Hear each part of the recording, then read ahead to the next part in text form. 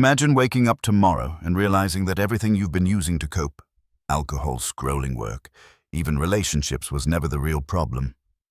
What if your addiction wasn't a weakness, but a desperate cry from your soul? Carl Jung, one of the greatest explorers of the human mind, believed that behind every addiction hides a deeper story, a hunger for meaning, a fracture between who you are and who you long to become. Addiction isn't simply about willpower, he argued. It's not just a bad habit to quit.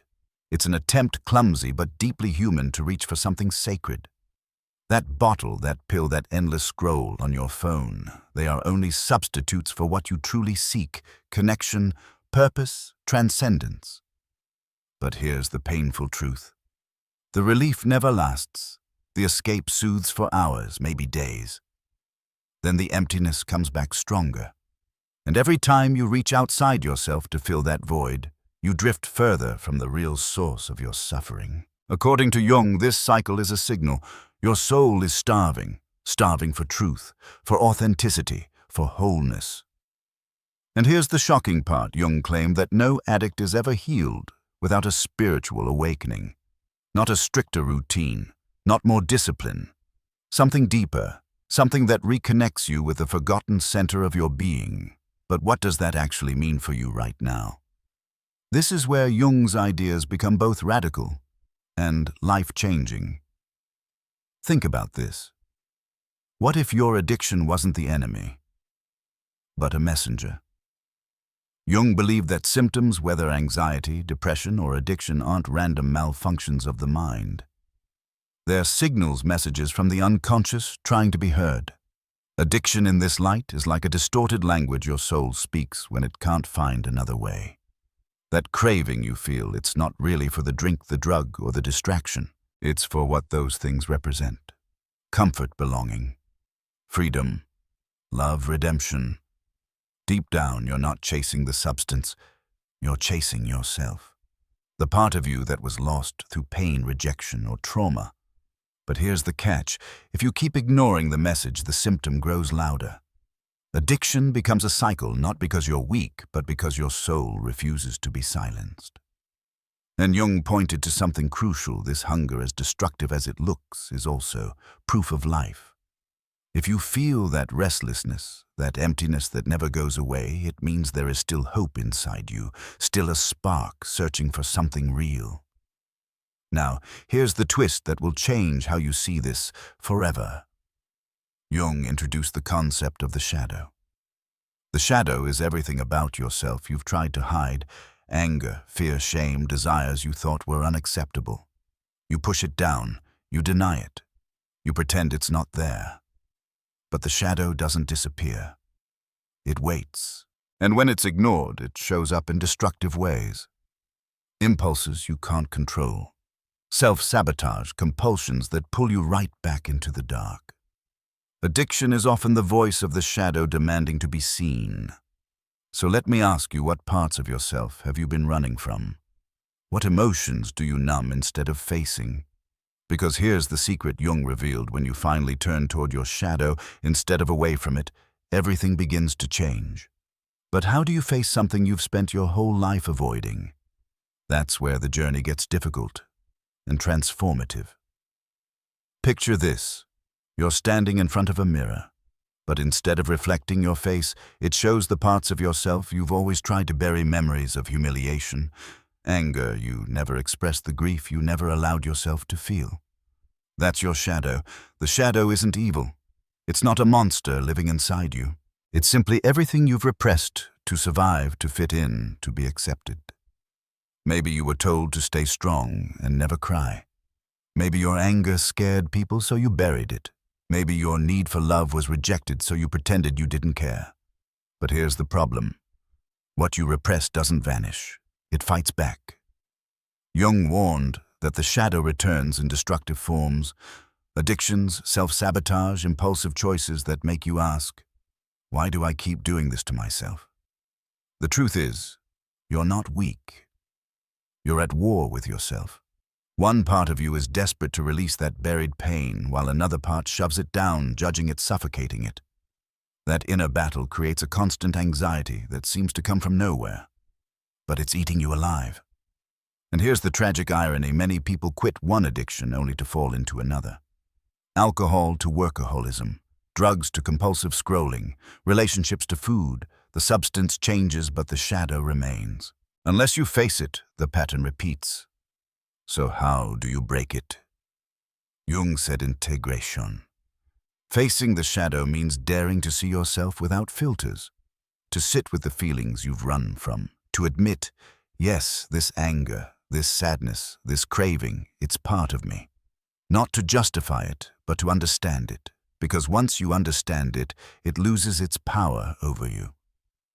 Let me ask you, what would happen if you stopped running, if instead of numbing the pain you leaned in and asked, "What are you trying to teach me?" Because the shadow isn't here to destroy you, it's here to guide you, to show you the exact wound you need to heal in order to grow. But here's the cliffhanger. Jung believed that inside the shadow, hidden beneath the pain, lies something unexpected. Gold. Jung once said, "The gold is in the shadow." At first, that sounds strange. How could the darkest part of you contain anything valuable? But think about it, the shadow isn't only made of pain. It also holds your forgotten strengths, your denied creativity, your hidden sensitivity, your untapped courage. Everything you repressed to survive didn't die. It's still there, waiting. This means that the very parts of yourself you're most ashamed of might be the key to your freedom. Take a moment to reflect how much of your life has been spent running from yourself. How many gifts have you buried just to be accepted, to look normal, to stay safe when you integrate your shadow? When you finally face what's inside you, don't just heal your wounds, you unlock your potential. The addict who once felt broken begins to see themselves not as damaged, but as in progress. And in that shift, something radical happens. Life stops being about avoiding pain and starts being about pursuing meaning. This is why addiction can become a turning point. The very struggle that once enslaved you can lead you to transformation if you're willing to ask, "What is my shadow trying to reveal?" And here's where Jung goes even deeper. Real healing isn't just about digging up the past. It's about discovering a new sense of direction, a purpose strong enough to carry you beyond the cycle. Because the truth is, you can't fight addiction with discipline alone. You need a reason to live something bigger than the craving. Without meaning, the shadow will keep dragging you back. But when you find meaning, the shadow becomes your ally. So let me ask you, what purpose could be so powerful that it makes your old escapes unnecessary? This question takes us to Jung's most radical insight, that addiction isn't just psychological. At its core, it's a spiritual crisis. And the cure. Not more control, but a spiritual awakening. Carl Jung didn't see addiction as a moral flaw or a simple lack of discipline. He saw it as a hunger of the soul, a hunger for wholeness, for connection, for something sacred. That's why he made a bold claim: no addict is ever truly healed without a spiritual awakening. Now, when Jung said spiritual, he didn't mean religious dogma or blind faith. He meant a lived experience of meaning, of belonging to something larger than yourself. A shift so profound it reorders your inner world. Think about it. Why do so many people relapse after quitting a habit? They cut off the substance, but the emptiness remains. The silence of the soul is still there. Without a new center, the vacuum pulls them back in. Jung understood that the human mind cannot live on logic alone. We need myths, symbols, images that give life texture and depth. Without them, our inner world collapses. And when the soul collapses, it grabs at anything: alcohol, drugs, food, sex, screens, just to feel alive. This is why Jung's ideas inspired the creation of Alcoholics Anonymous. Bill Wilson's founder wrote to Jung after reading his words, "The only true antidote to addiction is a spiritual transformation, not stricter rules, not punishment, a rebirth of meaning." And here's the powerful twist.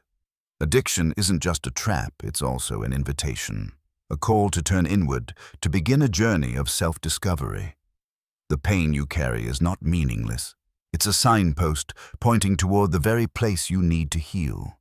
So let me ask you, what if your greatest struggle wasn't your downfall, but your doorway? Because Jung believed every crisis hides a hidden chance to stop running, to look within, and to meet yourself for the very first time. But what does that transformation look like in practice? This is where Jung's vision gets even more radical and more hopeful. Hitting rock bottom feels like the end. The emptiness, the shame, the exhaustion. It's as if life has stripped you of everything, but Jung saw it differently. He believed that the moment of greatest despair can also be the birthplace of meaning. Why? Because when everything collapses, you stop pretending. The masks fall away. You can no longer lie to yourself, no longer hide behind distractions. And in that raw honesty, something powerful begins the search for truth. Many addicts describe it the same way I felt: hollow, like something was missing, but I couldn't name it. Jung called that missing piece the self, the totality of who you are, including the parts you've denied, rejected, or forgotten.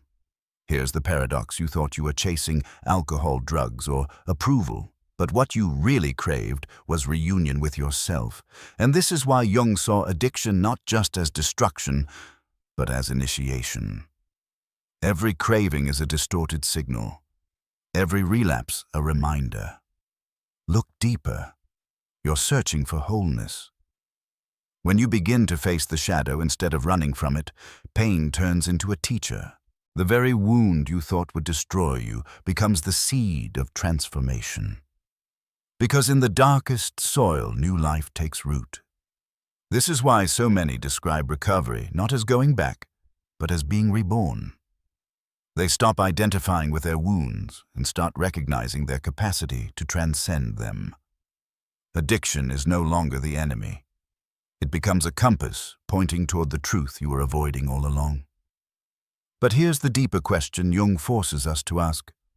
What do you do once you face the darkness? Because healing doesn't end at rock bottom. That's just the threshold. True transformation requires finding a new center, something strong enough to hold your life together. And this is where symbols, myths, and meaning step in. Not as stories to believe, but as living forces that can guide your soul out of chaos. Here's something most people overlook. The human mind doesn't live on facts alone. Logic may guide us, but it doesn't nourish us. Jung discovered that the psyche thrives on symbols, images, and stories that give shape to the chaos inside. Think about it. Every culture has myths, rituals, sacred stories. They aren't just old traditions, they're psychological maps helping people move through pain, crisis, and transformation. Without them, we're left lost, trying to make sense of life with no compass. Now imagine someone trapped in addiction. Their inner symbols are broken or missing. The bottle, the pill, the screen becomes their only ritual, their only language to deal with emptiness. It's not that they want the substance, it's that they have no other map. Jung believed healing begins when new symbols appear. A dream that stirs something deep, a story that suddenly makes sense of your suffering. A spiritual experience that cracks open the shell of despair. These aren't nice extras, they're the anchors that reorganize your inner world. That's why recovery often feels like stepping into a new story. The old identity dies, the addict, the broken self, and something new is born. It's not about force of will. It's about surrender, letting go of who you thought you were so you can become who you're meant to be. And here's the miracle: when you discover meaning, the need for escape fades. You no longer crave anesthesia, you crave presence. You don't want to disappear, you want to participate fully in your life. But here's the question for you.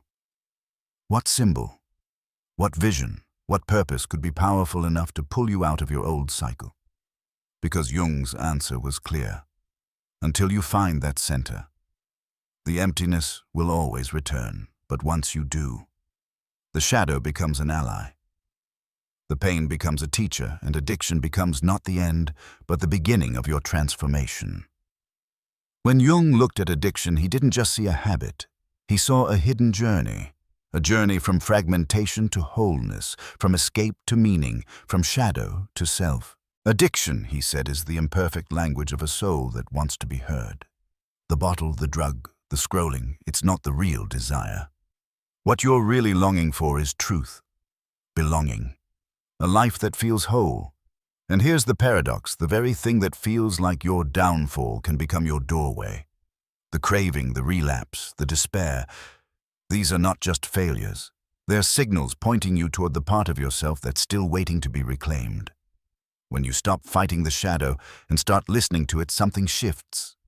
Pain becomes wisdom. Darkness becomes fertile ground. Addiction becomes not a prison, but a compass. That's why Jung said healing doesn't mean returning to who you were before. It means becoming someone new, someone deeper, more authentic, more whole. The old self dies, a new life begins. And this transformation isn't just psychological, it's spiritual. It's the moment you stop running and realize the freedom you were searching for was never out there. It was always within. So, let me leave you with a question. If your pain is not your enemy but your teacher, what lesson is it trying to reveal to you right now? Because in that answer lies your gold. If this message sparked something inside you, share it in the comments. I'd love to hear your reflections. And if you want to keep exploring these deep ideas with me, consider subscribing. Not for me, but as a way to stay connected to a journey of meaning and transformation.